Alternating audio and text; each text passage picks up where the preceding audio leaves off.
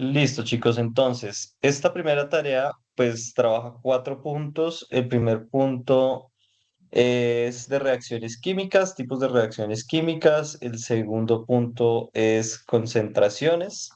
El tercero es titulación, valoración química. Y el cuarto, pues, es constante de equilibrio, ¿cierto? Equilibrio químico.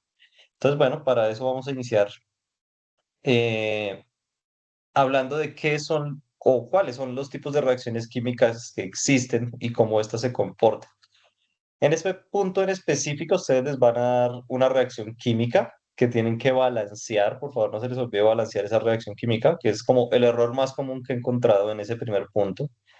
Segundo, tienen que decir qué tipo de reacción química es. Entonces, tenemos reacciones de síntesis o combinación, en donde tenemos un reactivo A más un reactivo B, pues me produce un reactivo compuesto de ellos dos, AB, ¿cierto? Tenemos reacciones de descomposición, que pues es todo lo contrario a una de síntesis, ¿cierto? Tengo un compuesto que tiene más de un elemento químico y al reaccionar por temperatura o condiciones de presión u otras, pues esos elementos químicos se separan. Entonces aquí obtenemos A más B. Tenemos de desplazamiento o sustitución. Hay algunas de desplazamiento simple, se les conoce a esta primera porque solo un elemento reemplaza a otro elemento. Entonces aquí tenemos en los reactivos a este compuesto AB más un compuesto, un elemento químico C, y cuando reaccionan, la C, el compuesto C, desplaza al componente B y queda liberando el componente B y generando este compuesto AC.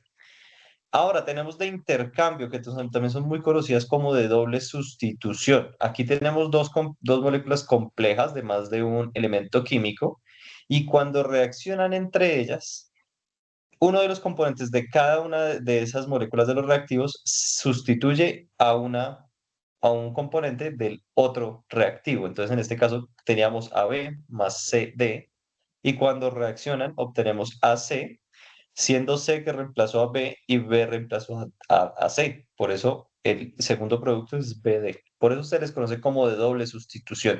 Muy típicas en reacciones de ácido-base, también se conocen bastante. ¿Listo? Entonces tenemos también reacciones de ácido-base de neutralización, que digamos este es el caso del ejercicio 3, ¿cierto? Que pues hacemos una valoración química porque eso nos permite tener un valorante de concentración conocida y un volumen conocido, que ahorita cuando lleguemos allá vamos a ver un poquito el montaje, aunque creo que la gran mayoría de ustedes ya hizo esa práctica en el laboratorio. Y de esa concentración y volumen conocido vamos a poder calcular la concentración de una sustancia desconocida, que típicamente pues es un ácido, ¿cierto? Aunque puede ser también al contrario. Podemos titular ácidos con bases o bases con ácidos. Funciona de ambas formas. Y esta reacción típicamente siempre genera estos dos productos. Entonces genera una sal compuesta de estos dos reactivos, del ácido y la base, y agua. Siempre se desprende agua en esta reacción química. Tenemos reacciones de precipitación. En estas reacciones se pueden generar compuestos, como es este caso, AB, pero aquí lo más importante es ver los estados de la materia que tienen tanto reactivos como productos. Entonces veamos, el componente A está en estado acuoso, quiere decir que está en estado líquido, ¿cierto? En fase líquida o en solución líquida. Y el componente B también está en solución líquida, ¿cierto? En estado acuoso. Cuando reaccionan estos dos, porque los mezclamos, se combinan esos elementos químicos y se precipitan, ¿cierto? Y cambian su estado de acuoso a sólido. Entonces, eso es lo, lo relevante de esta reacción química, el cambio de fase de los componentes químicos que participan en ella. Después tenemos reacciones de oxidación y reducción, que aquí es un intercambio de electrones. En la primera, pues necesitamos energía, por eso un electrón entra a reaccionar con un compuesto químico. El compuesto químico aquí pues está cargado positivamente. El electrón, como sabemos de siempre, tiene carga negativa y pues lo que hace es como neutralizar la carga. Entonces, eso es una oxidación. Y la reducción, pues es el caso contrario, cuando se libera energía en forma de electrones. Entonces tenemos un compuesto químico con carga neta cero, pero por condiciones del medio se altera ese equilibrio y este desprende energía en forma de electrones. Entonces, estas dos generalmente siempre van acompañadas. Cuando se genera una oxidación, se genera una reducción al mismo tiempo. Entonces, por eso se les conoce mucho de oxidación y reducción. Y tenemos esta última reacción de combustión. La combustión siempre se da en entornos que tienen oxígeno. Por eso el oxígeno aquí ya no aparece con letras, sino aparece directamente con su eh, nomenclatura elemental, ¿cierto? Oxígeno más un compuesto químico. A esto hay que ponerle energía y genera un compuesto totalmente distinto, ¿cierto? A los reactivos y desprende energía. Aquí es cuando esas reacciones generan calor, son exotérmicas, ¿cierto? Que digamos esto yo también creo que hicieron la primera práctica de laboratorio, en donde trabajaron con varias de estas reacciones químicas. Entonces, en este primer punto les dan una reacción química, tienen que balancearla ¿qué es? Pues tener la misma cantidad de elementos en el lado izquierdo, que son donde están los reactivos, y la misma cantidad de elementos químicos en el lado derecho, que son los productos. Ahora, a medida que avancemos, vamos a ir viendo un par de ejemplos de eso. En lo segundo, pues decir cuál tipo de reacción química es. Entonces, pues ya viendo esas estructuras y la reacción asignada, ustedes pues seleccionan la que es. Y hay una parte, un tercer cuadrito que dice definición. Entonces tienen que definir qué pasa en la reacción química que les tocó. Si de repente es de descomposición, entonces tienen que decir, en esta reacción química, el compuesto químico AB por efecto de ruptura del equilibrio químico, se descompone en los dos elementos químicos A más B. ¿Listo? Eso es lo que tienen que poner allí en la definición. Es una definición corta, una definición muy sencilla. Pueden buscarla también en internet si quieren. Y en la cuarta columna de esa tablita, lo que tienen que poner es una aplicación industrial, pero una aplicación industrial de la reacción química que se les asignó. Entonces, si se les asignó una reacción de combustión de carbono para generar dióxido de carbono, tienen que buscar eso para qué se usa en la industria o en la industria en donde sucede esa reacción química. No siempre esas reacciones químicas nosotros mismos las generamos, sino a veces son derivaciones de otro producto. Entonces lo que tienen que buscar es un ejercicio, bueno, una aplicación específica en la industria de la reacción química asignada. Este primer ejercicio es bastante sencillo, realmente es como de búsqueda de información, ¿listo? Aquí no hay una gran dificultad, más allá de que no se les olvide balancear la ecuación química, que pues ya lo hemos trabajado también en trabajos anteriores. Ahora, vamos al punto número 2. En este punto número 2 nos adentramos al tema de equilibrio químico, se le conoce a esto, ¿cierto?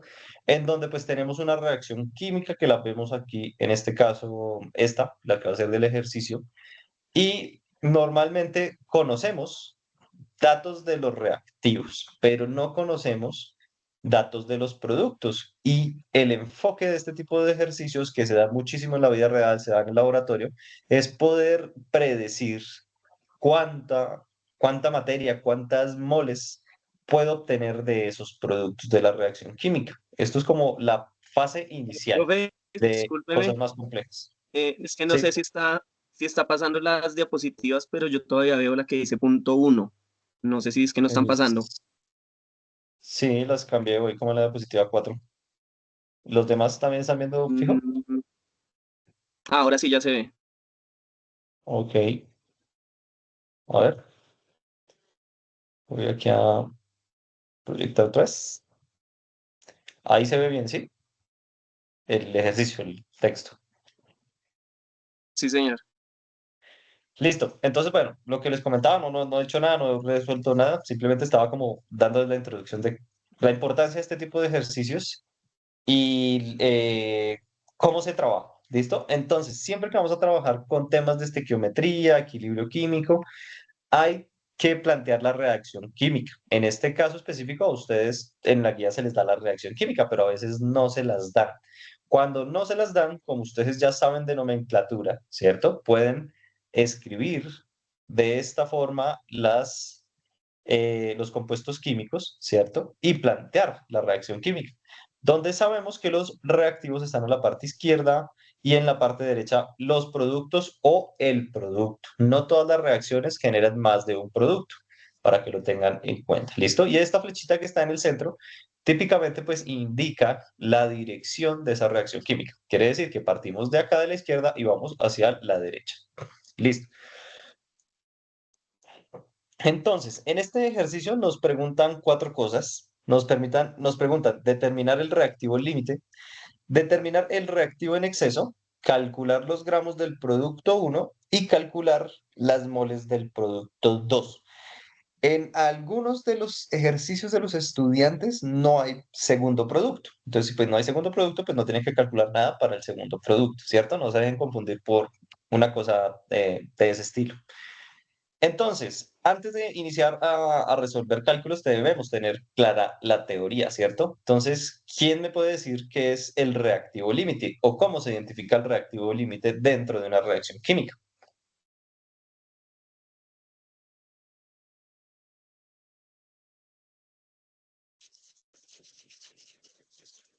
¿Están por ahí? Están como tímidos hoy. Bueno, el reactivo, con aras de avanzar, el reactivo límite es el que está en menor cantidad en la reacción química, pero en menor cantidad molar, o sea, en moles, en moles. Por eso el primer paso que hay que hacer para identificar reactivo límite y en exceso es calcular las moles. ¿Por qué no lo podemos hacer en masa? Porque recuerden que la masa es una propiedad de la materia, pero depende del peso molecular. Y hay algunos compuestos, entre más elementos químicos tengan y entre esos elementos químicos sean más pesados, pues el peso molecular va a ser mayor. Entonces, si este ejercicio lo resuelve uno directamente con la masa, ya va mal. ¿Listo? Ahí ya es el primer error muy grave porque de ahí para adelante todo va a quedar mal. Entonces, ¿qué hay que hacer? Coger estas masas de esos reactivos, calcular las moles. Ese sería el primer paso. ¿Listo? Cuando ya tenemos las moles calculadas, el segundo paso es ver la relación de consumo. Hablamos de consumo porque son reactivos, ¿cierto? Ellos se van a ir consumiendo para producir estos productos, valga la redundancia. Entonces, en este caso, pues tenemos que primero verificar que esa reacción química esté balanceada, porque si no está balanceada, los coeficientes estequiométricos que precisamente me van a hablar de esas velocidades de consumo, pues van a estar erróneos. Y si están mal, pues probablemente el reactivo límite del reactivo en exceso también nos va a quedar mal. Entonces, ¿qué es balancear una reacción química? Tener la misma cantidad de elementos químicos en los reactivos y en los productos. Entonces, si comenzamos por el hidrógeno, aquí tengo dos hidrógenos, no tengo más hidrógenos a este lado izquierdo, y en la parte derecha tengo otros dos hidrógenos. Quiere decir que esos están bien. El ion sulfato, SO4, tengo un ion sulfato aquí en la parte izquierda, tengo un ion sulfato aquí en la parte derecha, quiere decir que está bien. Y tengo un zinc, eh, en la parte izquierda de los reactivos tengo un SIC en la parte derecha de los productos. Quiere decir que esta reacción química está balanceada. Pero esta reacción química hay que leerla. ¿Y cómo se lee una reacción química? Aquí van a suponer que es que tenemos un uno, ¿cierto? Los coeficientes estequiométricos cuando son uno por tema estético no se ponen, pero esta reacción química nos habla y tenemos que escucharla. Y nos dice que por una mol de ácido sulfúrico reacciona una mol de zinc y dada esta reacción se produce una mol de sulfato de zinc y una mol de hidrógeno diatómico. ¿Listo? Eso es súper importante. Esa lectura que les acabo de hacer es súper importante porque le permite a uno ver el contexto del ejercicio, saber qué está sucediendo, plasmarlo en la vida real. ¿Listo? Y ya con eso en mente sí podemos ir a resolver porque tenemos como una guía de lo que va a suceder. Entonces, balanceada, conocemos los coeficientes estequiométricos. La relación de consumo es una mol de ácido sulfúrico por una mol de zinc, ¿cierto? Quiere decir que se gastan de la misma forma, en la misma velocidad. Entonces, pasamos acá. La reacción química balanceada, ya se las había mostrado, es la misma, ¿cierto? Todas las relaciones molares son 1, 1, 1, 1, porque los coeficientes estequiométricos son unos. Y tenemos los datos del problema. Me dan una masa de ácido sulfúrico de 1,5 kilogramos, que si lo convertimos a gramos, pues sabemos que 1 kilogramo hay 1000 gramos y vamos a obtener 1500 gramos. ¿Listo? Esto hasta ahí sencillo. Masa de zinc, nos dicen directamente que son 2000 gramos. ¿Por qué estamos usando o estamos convirtiendo todo a gramos? Pues porque el peso molecular típicamente nos lo dan en unidades gramos mol. Entonces, pues nos va a quedar mucho más fácil resolver el siguiente paso. Entonces, vamos a calcular las moles de cada reactivo. Para eso, pues necesitamos conocer la masa molar de cada reactivo. El ácido sulfúrico, pues, hacer un compuesto de distintos elementos químicos, pues cada elemento químico tiene su peso molecular. Lo único que tenemos que hacer es encontrar ese peso molecular del elemento químico, en este caso hidrógeno es 1,01, y multiplicarlo por la cantidad de hidrógenos que tenga yo en este compuesto químico. En este caso, pues son 2 por 1,1, más 32,07, que es el peso molecular del azufre. Como solo tengo uno, pues, no, pues multiplicarlo por uno me da lo mismo, ¿cierto? Entonces, es redundante ponerlo. Y el oxígeno sabemos que pesa 16 gramos mol, y como tengo 4, pues lo multiplico por 4. Cuando hago toda esa operación, pues me da un resultado de 98,09 gramos mol. Ya tengo el peso molecular del primer reactivo. Ahora, el zinc. El zinc pues, es un elemento puro, ¿cierto? Es un elemento químico puro, y si directamente vamos a la tabla periódica, pues nos va a dar su peso molecular, que es 65,38 gramos mol. Aquí pues no hay que hacer ningún cálculo. Ahora, ¿cómo se calculan las moles? Pues las moles típicamente se calculan con la masa en las mismas unidades que está el peso molecular dividido sobre el peso molecular. Entonces aquí hay que hacer el análisis dimensional. Estos 1500 eran gramos, ¿cierto? Yo aquí no los puse, pero sabíamos de la diapositiva anterior que eran 1500 gramos. Y este 98,09 sabemos que es gramos mol al estar. Este en el numerador, y los gramos en el numerador del denominador se cancelan, y las moles, por la ley de la oreja o de extremos y medios, como la quieran decir, va a pasar a la parte de arriba a dar la unidad, ¿cierto? Entonces, cuando hacen esta división, va a dar 15,29 moles. Y ya conocemos las moles que hay de ácido sulfúrico, que nos da el ejercicio. De la misma forma, procedemos con el zinc. Entonces tenemos 2000 gramos de zinc, conocemos el peso molecular del zinc. Hacemos la división y esto nos da 30,60 moles. De aquí yo ya puedo decir quién es el reactivo límite y quién es el reactivo en exceso. ¿Por qué? Porque conozco los coeficientes estequiométricos y sé que todos son 1. Entonces, por una mol de ácido sulfúrico gasto una mol de zinc. Y como tengo mucho más zinc que ácido sulfúrico, pues el zinc va a ser el reactivo en exceso, porque cuando reaccionen totalmente, este me va a sobrar, y de ácido sulfúrico, pues se va a consumir totalmente. Entonces aquí tenemos que el ácido sulfúrico es el reactivo límite y el zinc es el reactivo en exceso. Entonces, pues aquí está un poco esa explicación que les acabo de dar, ¿cierto? Aquí está el resultado. Y aquí están los resultados de esta identificación de reactivo límite y reactivo en exceso. No olvidar que se hacen en moles, en moles. Ya después, con el zinc que nos sobra, ¿cierto? Con esas moles de zinc que quedan, nosotros podríamos hacer pues un análisis un poquito más profundo, aunque la tarea no se las pide, ¿cierto? Y es decir, cuántos gramos de ese reactivo en exceso pues quedan. Pues yo sé cuántas moles me sobraron, ¿cierto? Porque le resto a las moles iniciales las que se produjeron de ácido sulfúrico. Después multiplico por su peso molecular, estas moles las convertí a gramos, y como yo sé la cantidad inicial de zinc, que eran 2000 gramos, y si le resto esta masa que me sobró, pues me va a quedar esta masa que me gasté, perdón, me va a decir que me quedan 1000,7 gramos, o sea, 1 kilo de zinc no reaccionó con esa cantidad de ácido sulfúrico. Esto es interesante porque cuando estamos en el laboratorio, esto es lo primero que se hace para poder conocer, oiga, ¿cuánto debería poner de ácido sulfúrico para que me reaccione totalmente el zinc. ¿Listo? Entonces aquí uno va ajustando. Oiga, no, con esa cantidad me faltó la mitad. Entonces pongámosle el doble de masa de ácido sulfúrico, ¿cierto? Que ya no fuera 1 kilogramo, creo que era, de ácido sulfúrico, 1500, sino pongámosle 3000 gramos. Con 3000 gramos, esta reacción debería consumirse completamente los dos reactivos y generar los productos, que eso es lo que se busca, ¿no? Como optimizar las reacciones. Listo. Entonces, ahora, ya sabemos quién es el reactivo límite y quién es el reactivo en exceso.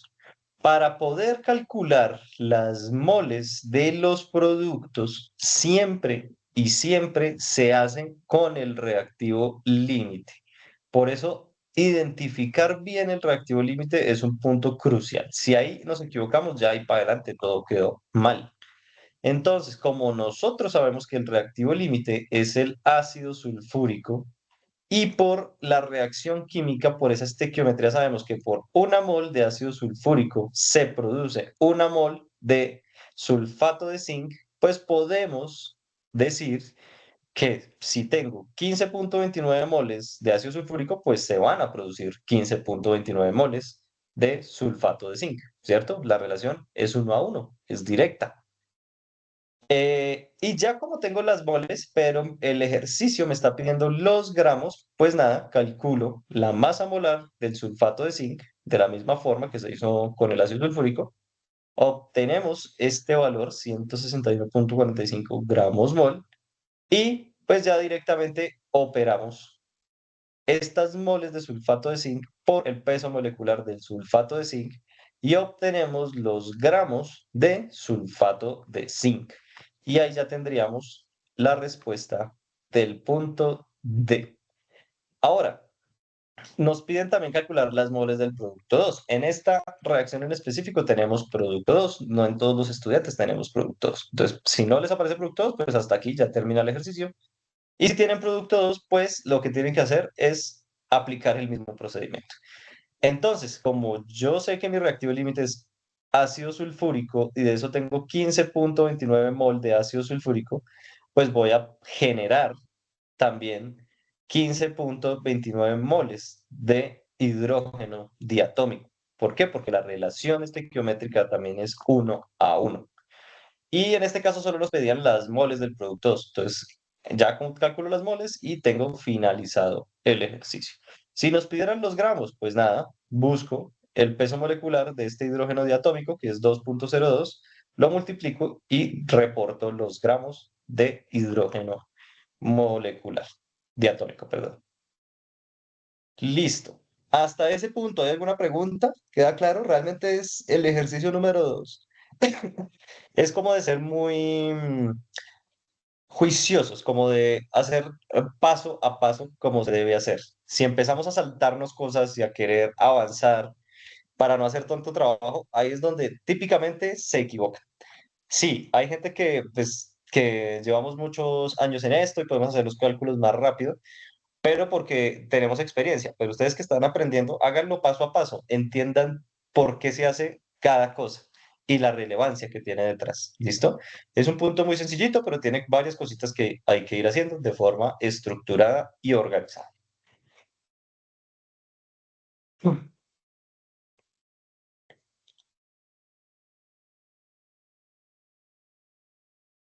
Listo. No veo que hay preguntas, entonces vamos a, o me va a salir un poquito aquí la presentación para ver el chat, de pronto me escribieron por ahí algo. No, listo, entonces no hay preguntas. Voy a volver a la presentación. Listo, entonces ahí vamos a cambiar de ejercicio. Ya estamos aquí en la diapositiva de donde nos da el contexto del ejercicio. ¿Listo? Entonces, el ejercicio 3, ¿qué es? Es Profe, una... discúlpeme, Dime. es que creo que cuando le da a presentar, no se amplía, sino aparece chiquita todavía la presentación y ahí es donde no pasan Ok. las Ahí sí diapositivas. se ve. Ahora sí. Sí, ahí se está Bueno, viendo listo, dejémoslo la así. diapositiva. Listo, dejémoslo ahí, que ahí se ve. Entonces, en el punto 3, aquí que nos preguntan, o cuál es el ejercicio que se está haciendo acá. es una valoración química, ¿cierto? O una titulación, como le conocemos aquí en Colombia y Latinoamérica, creo, pero en otras partes del mundo es valoración. Lo digo porque pues yo estuve en una movilidad en España y cuando estaba trabajando con la gente dije, bueno, préstame la bureta, un el médico va a hacer una titulación. ¿Una qué? Entonces nadie me entendía. Entonces, titulación o valoración. ¿Listo? Entonces aquí, ¿qué es lo que se busca? Se busca conocer la concentración de una muestra problema, que la muestra problema típicamente pues está en el Erlenmeyer, aquí en la parte de abajo, ¿cierto? En ese dispositivo yo pongo un volumen conocido, porque eso sí lo puedo hacer muy fácil, ¿cierto? Cojo una probetica, mido en este caso 15 mililitros de ese reactivo, que es ácido clorhídrico, a veces ni se sabe qué tipo de reactivo es, y lo pongo ahí, en ese Erlenmeyer. Y en la bureta, que es este dispositivo que tengo aquí arriba, que tiene pues una graduación finita, ¿cierto? Ahí típicamente son de 25 o 50 mililitros, ya dependiendo la marca. Yo la lleno con una solución conocida, ¿cierto? Entonces, ¿cómo yo sé primero que lo que voy a titular es ácido o es base? Pues si el envase no me lo dice, puedo coger una tirita de indicadora de pH que cambia de color, ¿cierto? Que dependiendo el pH de esto, va a pasar de unos tonos como amarillos si son ácidos o rojizos, a azules o verde muy oscuros si son bases. Entonces esa es como la primera prueba que se hace. Entonces, listo, yo encuentro una botella en el laboratorio, no sé qué es. Entonces cojo la tirita indicadora de pH, la pongo y yo digo, ok, listo, se puso en rojo. Ok, esto es un ácido. ¿Qué ácido es? No tengo ni idea. ¿Qué concentración tiene? No tengo ni idea. Entonces, bueno, por lo menos conocer la concentración podría hacerla por esta técnica. Entonces, cojo un volumen conocido, 15 mililitros, lo pongo allí en ese Erlenmeyer y lleno la bureta con el agente titulante.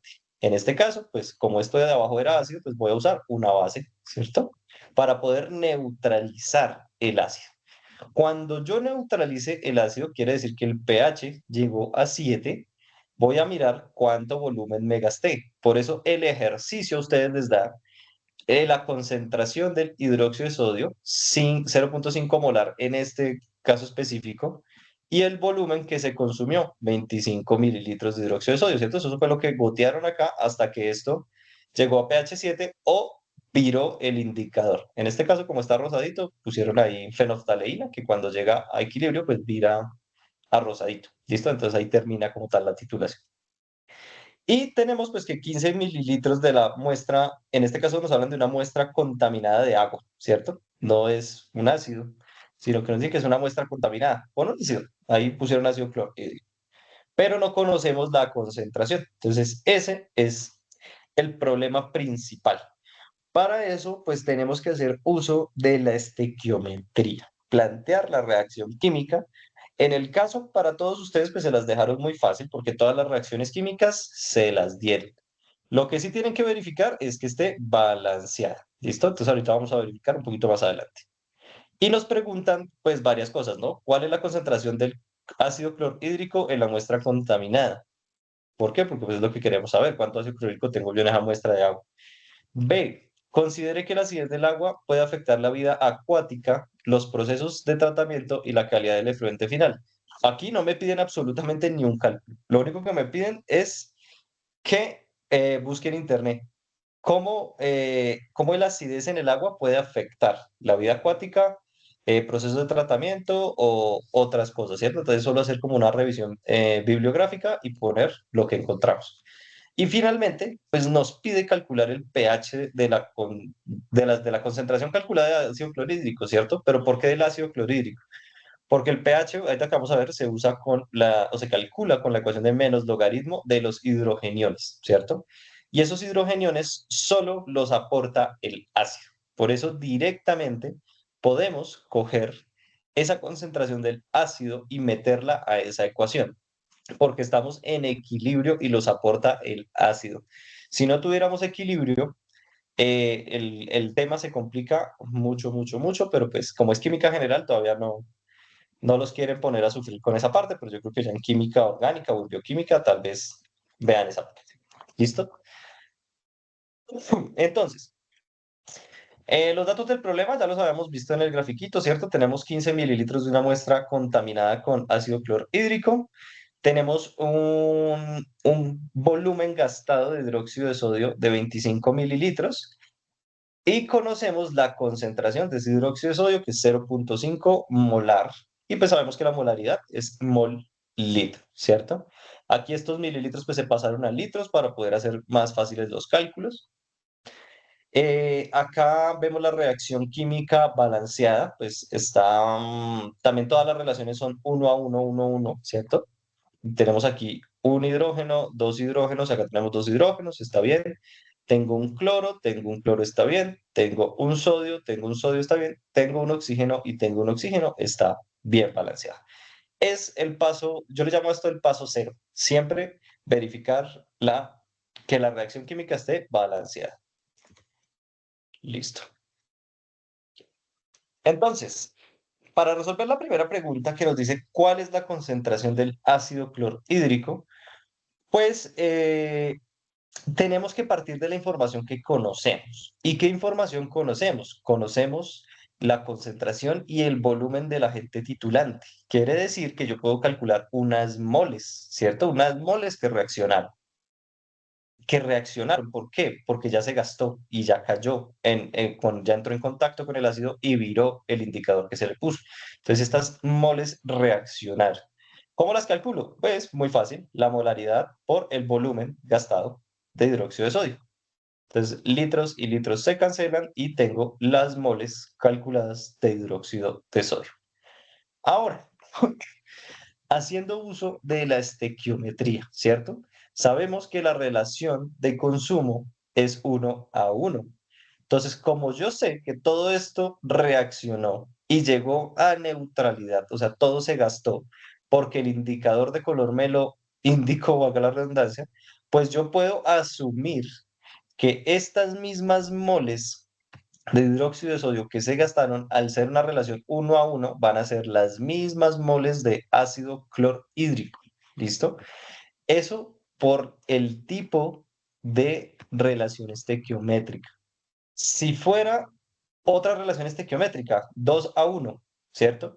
Entonces necesitaríamos la mitad o el doble de estas moles, pero pues estas ya sabemos que sí se gastaron. Entonces, ¿cuántas gastamos de estas? Pues la mitad, ¿cierto? Porque gasto 2 veces más de hidróxido de sodio que una vez más de ácido clorhídrico.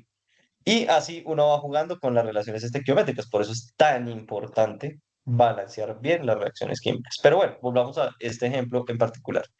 Todo es 1 a 1, conozco las moles de ácido clorhídrico y para calcular la concentración de ácido clorhídrico, pues es muy sencillo, porque ya tengo las moles y si lo divido sobre los litros iniciales de ácido clorhídrico que yo tenía, que era un dato conocido, pues obtengo su molaridad, ¿cierto?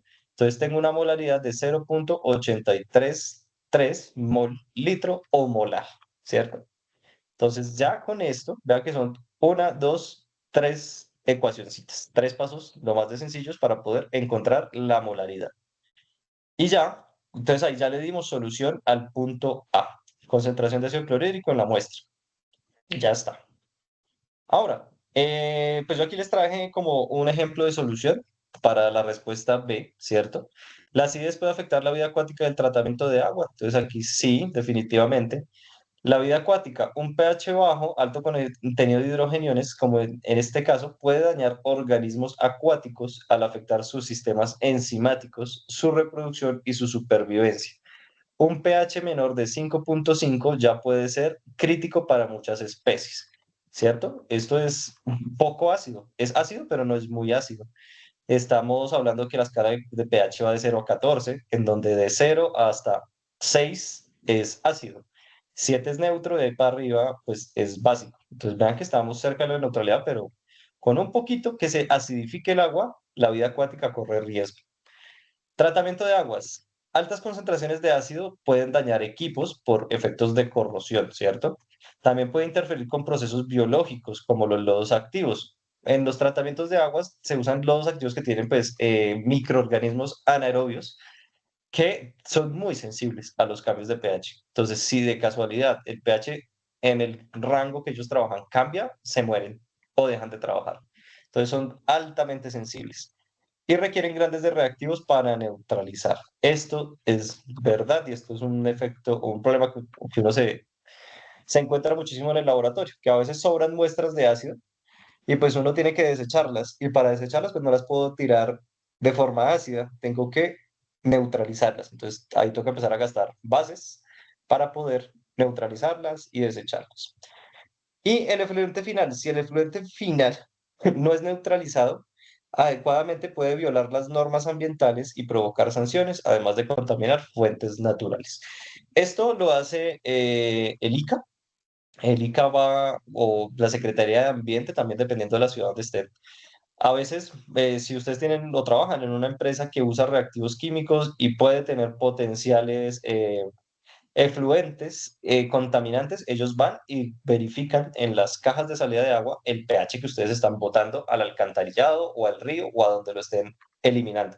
Y si eso no está neutro, les ponen multas, pueden parar la empresa, pueden entrar a procesos judiciales. Entonces, por eso es importantísimo conocer este tema de química general, de equilibrio químico. ¿Listo?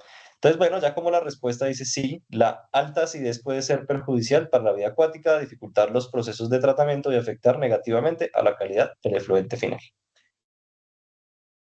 Y ya finalmente, retomando, el punto C nos dice calcule el pH de la concentración calculada de ácido clorhídrico. Entonces, como hicimos unas suposiciones de que estamos en el equilibrio, podemos usar esta ecuación, que el pH es igual al menos logaritmo de la concentración de los hidrogeniones, que se puede asumir la misma del ácido que se está trabajando. Esto porque estamos en el equilibrio. Si no estuviéramos en el equilibrio, esto cambia totalmente y se complica el ejercicio mucho, pero pues ya les dije que en este curso no los van a poner a sufrir con esos cálculos, ¿listo? Entonces, cuando ponemos la concentración aquí, entonces quedaría menos logaritmo de 0,833, resolvemos esto en la calculadora y nos da 0,08. Quiere decir que eso es un pH súper bajito, bastante ácida esta esa agua.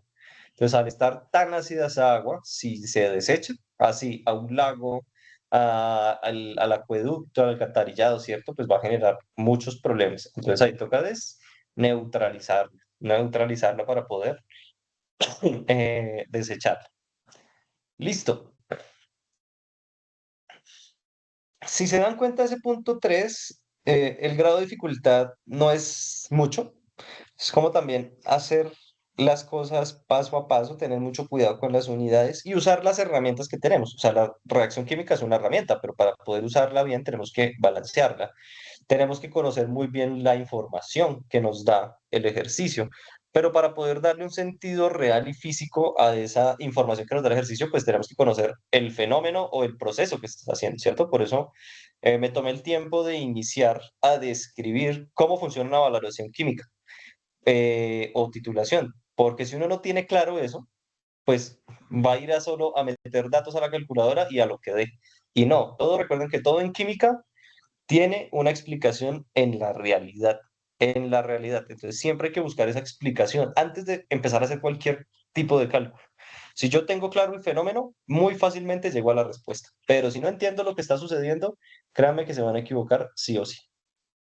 Listo, el punto 4. En el punto 4 también fueron muy amables los directores, porque sí nos presenta un contexto interesante de un ejercicio, ¿cierto? Que sucede en la vida real y que es una persona que escala un monte, llámese Monserrate, en este caso pues lo pusieron bastante impresionante y pusieron el monte Everest, ¿cierto? Entonces, claro, cuando uno empieza a subir en altura, esa reacción química que se da de fijación de oxígeno en nuestras células pues empieza a verse afectada.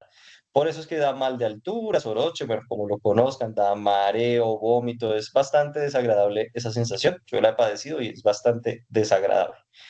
Pero bueno, entonces la reacción, ¿quiénes participan? Participan la hemoglobina que está en estado acuoso, porque estado acuoso, porque está en la sangre, ¿cierto? Nuestra sangre es líquida.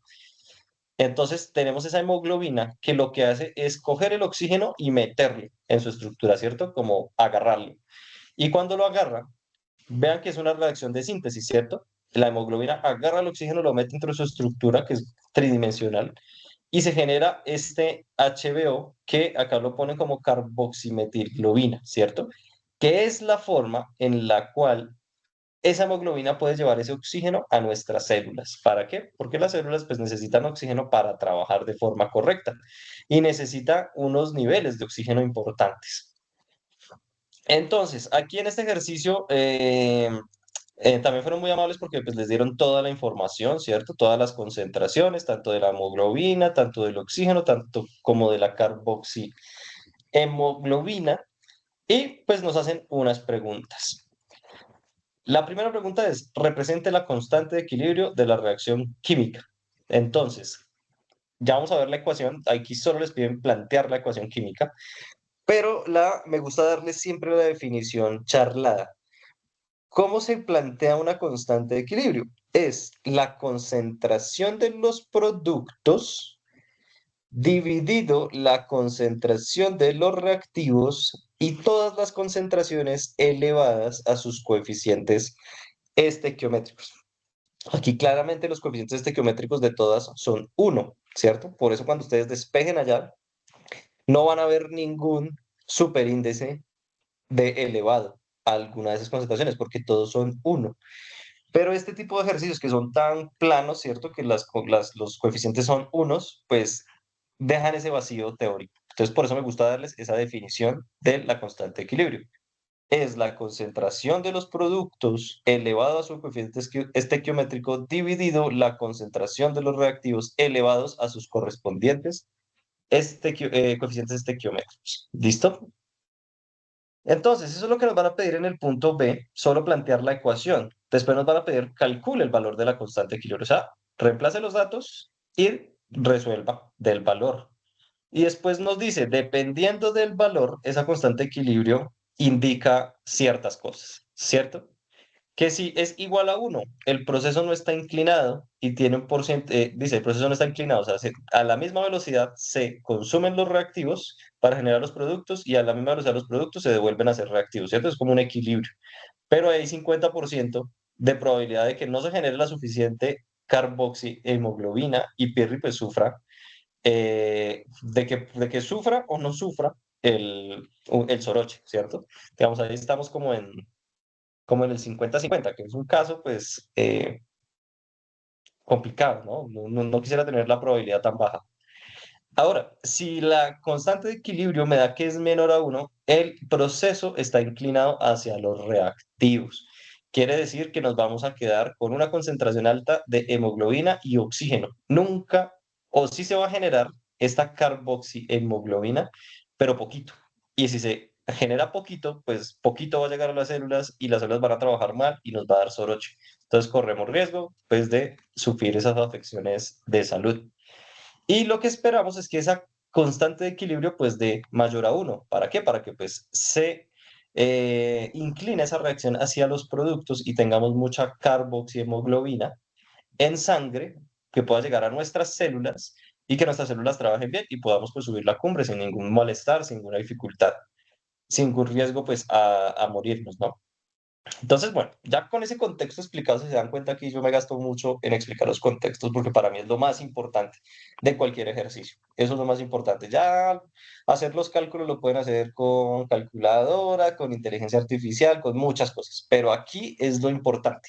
Si no entienden esto, por más de que hagan los cálculos con la mejor inteligencia artificial, con el mejor software que encuentren, y ustedes no se llevan este conocimiento, ya ahí perdieron ustedes como estudiantes. ¿Listo?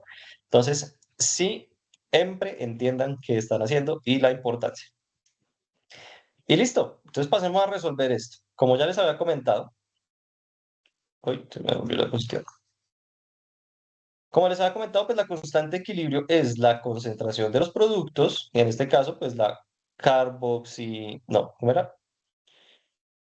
Sí, carboxihemoglobina elevado a su coeficiente estequiométrico, pues que es uno no se pone, dividido los productos hemoglobina de oxígeno elevados a sus coeficientes estequiométricos, que son uno no se pone. ¿Listo? Ya con solo poner esa ecuacióncita, ese punto B está bien. Ahora, nos pide calcular el valor de Kc. Pues ya conocemos la concentración de carboxihemoglobina, de hemoglobina y de oxígeno. Simplemente pues hay que reemplazarlas en esa ecuación que acabamos de plantear y meter toda la calculadora, ya sea todo junto, si manejan muy bien la calculadora. Si no, pues hagan aquí como hice yo. Multiplican primero lo del denominador, que son dos productos, les da este valor está aquí en el denominador y después hacen la división y ya. Este caso específico pues nos dio un valor de 0,495. Quiere decir que esta reacción está inclinada hacia los reactivos. Quiere decir que muy probablemente nos va a dar soroche, nos va a dar mal de altura si tratamos de subir el Everest. Entonces, pues, como eso es una condición que se puede agravar si uno no pierde altura, pues ahí Pirri está corriendo un riesgo, ¿cierto? Ya aquí está la conclusión, la interpretación que les acabo de dar, ¿cierto? Y aquí la conclusión. Pirri corre riesgo. ¿Listo? Entonces vean, chicos, como charladito les voy solucionando los ejercicios, porque es que así funciona la realidad. Todo sucede en esa forma secuencial. Entonces, si ustedes aprenden a pensar de esa forma secuencial, de plantear los ejercicios de esa forma secuencial, entendiendo el contexto que hay detrás, les aseguro que resuelven cualquier ejercicio que se les plantee sin ninguna dificultad. Listo, chicos. Eso sería la solución de todos los ejercicios. No sé si tengan alguna duda, alguna pregunta. ¿Quedó claro?